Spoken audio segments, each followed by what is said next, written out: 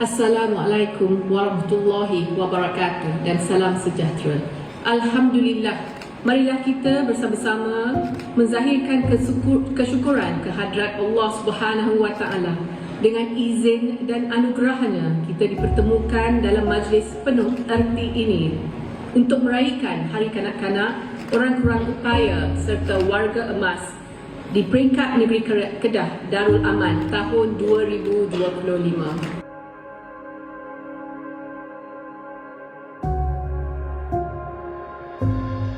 Pada hari yang penuh bermakna ini, kita berhimpun bagi menyambut Hari Kanak-kanak Sedunia, satu pengiktirafan global terhadap hak, kebajikan dan masa depan anak-anak kita.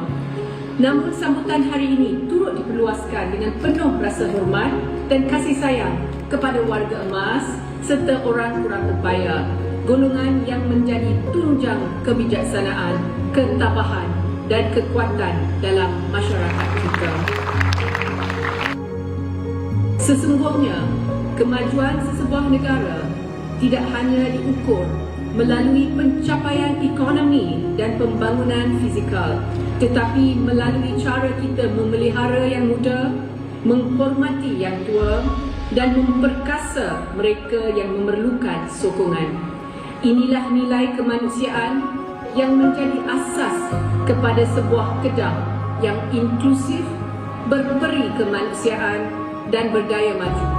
Peganglah pada nilai disiplin, kerja keras dan akhlak yang baik, kerana itulah kunci yang akan membuka pintu kejayaan di mana sahaja anda berada.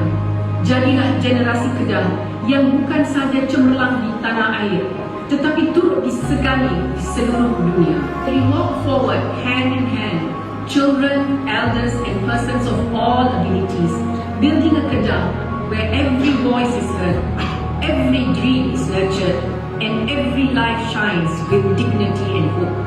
Kanak-kanak harapan bangsa, warga emas cahaya bijaksana, insan istimewa kekuatan bersama, Kedah bersatu, Kedah